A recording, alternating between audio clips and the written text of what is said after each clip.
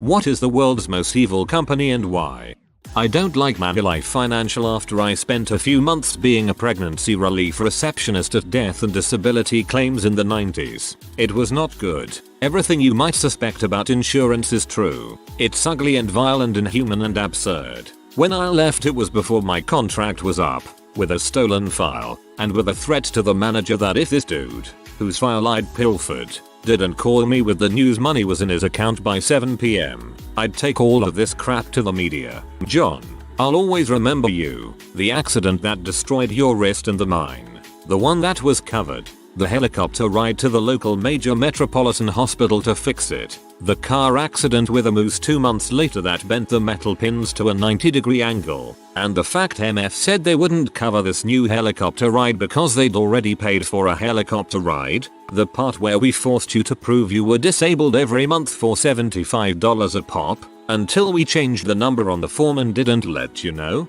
and you called. A 55-year-old miner weeping because his 16-year-old daughter stopped eating lunch and you didn't have another $75. You'd filled out the form we sent you, but it was wrong before it arrived. So you called and said you were headed out to the wood shack and would just take the frickin' hand off at the wrist. So I did what I did, and you had the disability payment you had bought and were owed by the time we spoke that evening. I never went back. And when my placement agency called and tried to upbraid me for unprofessional behavior, I told them to never ever send me to a company that was actively ripping off and trying to kill their clients. I worked for Blue Cross for about 6 months and then I found out they had a coverage denial group. They looked for any and every way to deny large claims, so mostly people in traumatic and catastrophic situations and cancers. They touted themselves as being non-profit while the CEO made millions a year and came to the office in a fricking helicopter. Frick health insurance companies. The 3 credit bureaus, TransUnion, Experian, and Equifax. Your ability to get loans for cars, houses, etc. depends on your credit history they collect, but they are notorious for having mistakes as a result of fraud or otherwise, and customer service that's so terrible that it is sometimes impossible to correct mistakes in your credit history record. Plus, in 2017, Equifax had the personal information data breach that included social security numbers and is the reason it's recommended that you get your credit history frozen. Now, if you want to apply for a loan, you have to go through the hassle of unfreezing your credit history first at all 3 credit bureaus at one time. They charge you to do this. I'm not sure if it's true, but I heard that each company has stakes in the other 2. So, they are basically trying to financially benefit from the data breach. I don't use the word hate very much, but the fact that Equifax still exists after that is criminal. Pretty much every adult in the United States had all of their info leaked. Most fast fashion brands. Child labor, wasting horrible amount of water while polluting it, burning or throwing the unsold clothes into the ocean, etc. I can't help but thinking that all mainstream products in the world are built on top of suffering, and that anything remotely ethical is just extremely expensive and scarce. Lots of good examples here. Find it interesting that nobody mentioned McKinsey, which advises most of these firms on their corporate strategy. All the companies who are gobbling up real estate so they can rent the houses out for insane rates while also neglecting their landlord responsibilities. Let's look at what happened with Zillow last week. Bought 6,000 houses by paying too much for them. It's probably some little known company that isn't high profile but is basically pure slavery while supplying the bigger companies that we actually know about.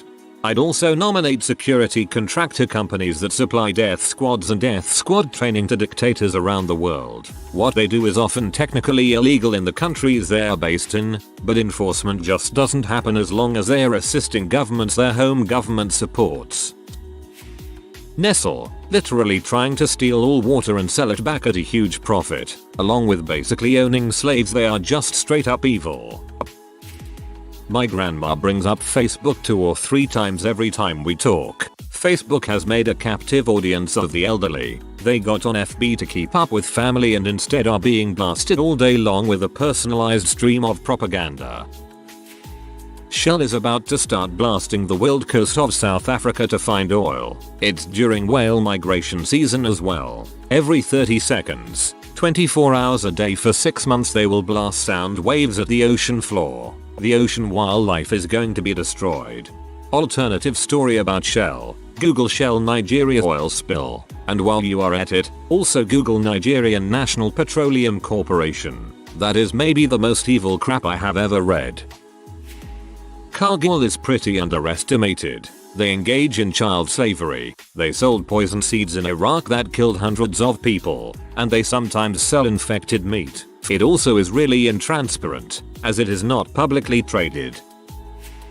Nestle. Forget the CEO saying water isn't a right. They own their part of their workforce and have been called out on it repeatedly. There has been article after article written about this. A few years ago, they even released a fancy infographic explaining how they were trying to reduce the use of slave labor. Nestle chocolate is slave chocolate. If you are put on their fishing boats or cocoa plantations, you're finished. You are a line item on a sheet and worked with no pay or benefits and just enough food to keep you alive. If you break, you are discarded and left to die. If you are on a fishing boat and get hurt or sick, you'll just be tossed overboard in the ocean.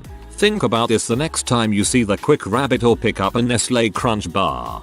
People don't want to think about this. It's too uncomfortable and inconvenient for us. As long as we don't have to see where most of the things we buy come from, we just keep consuming. Someone in another post got downvoted into oblivion for stating this. No one likes to hear the truth. So like all you guys are going on about Nestle, but have you ever heard about Cargill? Cargill makes Nestle look like a good guy in comparison. This company has the power to single-handedly eradicate hunger and deforestation but chooses not to, so that food is a scarce commodity, making it a marketable object. They also control or are directly involved in something like 90% of every agricultural good you interact with daily. Clothes on your back, food for breakfast, lunch, dinner, blankets you keep yourself warm with, etc. And they are privately held, so no one really has much visibility into what happens in there. Facebook. They knowingly created an algorithm that boosted content with angry reactions, which in turn disseminated misinformation that has cost lives and created divisions between people, our friends and family. Whatever controversial view Uncle Bob held is being shoved right in our faces. They have perpetuated the process of dividing us between young and old, rich and poor, black and white, left and right, liberal and conservative. And they did it all because more clicks equals more money in their pockets. Frick Facebook. I'd like to put East India Company into the list, responsible for approximately 20-30 million deaths by forcing farmers to grow cash crops instead of food. They legit increased the taxes on farmers during a famine so that the famine wouldn't hurt their bottom line. You're probably referring to the English-British company, but the Dutch original also deserves to be on the list. Sharon Pockfund Group.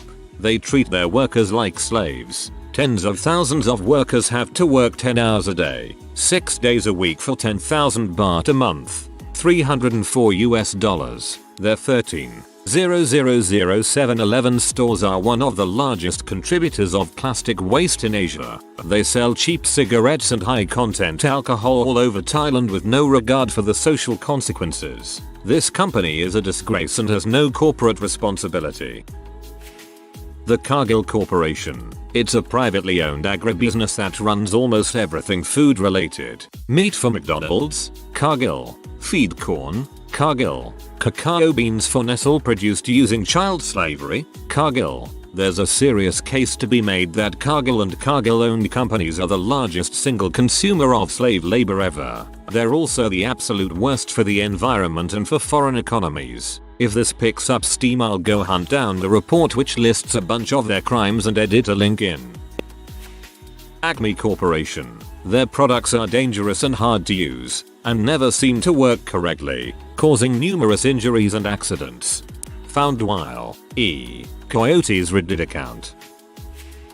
Bayer. They used human blood to make a blood clotting medicine. Then, as the AIDS crisis started becoming more of a thing, the US started mandating that companies test products like that for HIV. Turns out that almost all of their stock contained HIV and had a good likelihood of giving people who took it AIDS. So they sold it in the third world where testing wasn't mandated, mostly in Asia and Latin America. Result was a giant surge in AIDS in those places. They literally sold medicine they knew would kill people.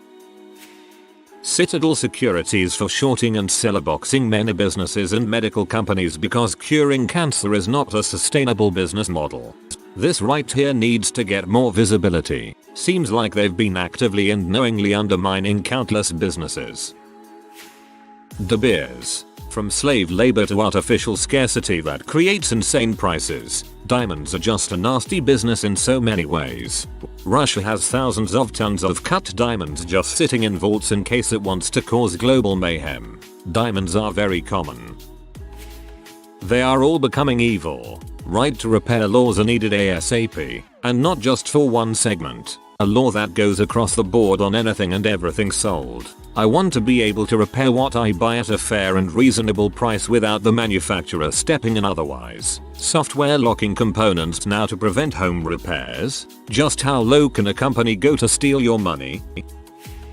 Citadel Securities. They and their ilk have fleeced generations of people out of their wealth via high frequency trading, dark pools, pump and dumps, and what could be called legal tax evasion, and so defrauded our very economy and nation. Their practices have invalidated securities trading on fundamentals and decoupled real-world value from derivative speculation. Their manipulation currently has a stranglehold on American investment.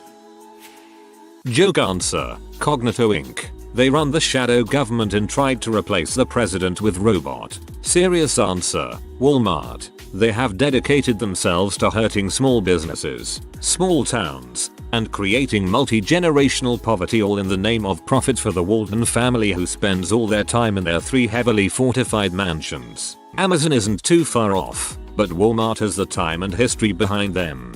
Here's an upvote for both of her answers, but TBH mainly the inside job reference.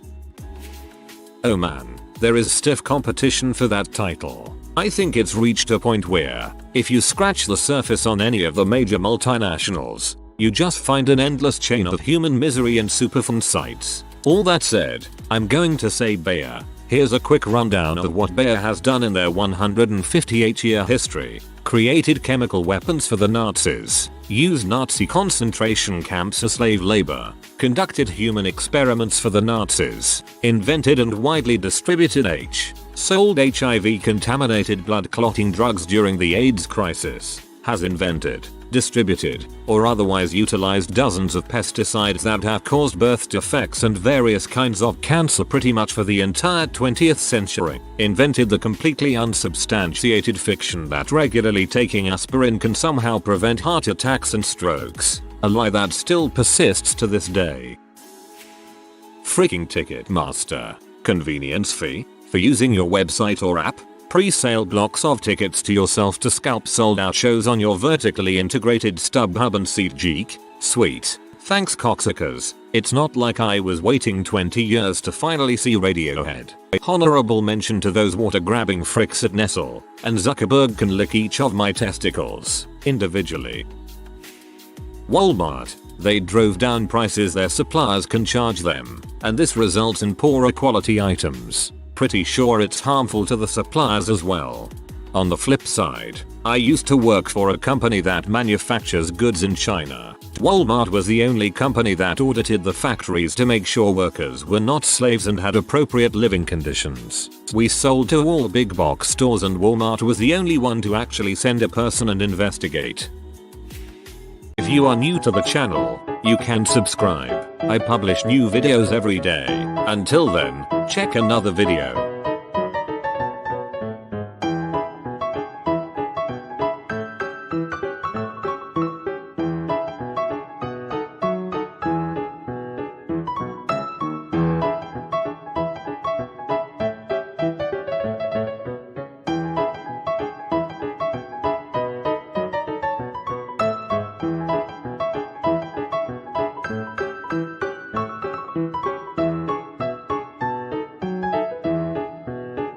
Bye for now.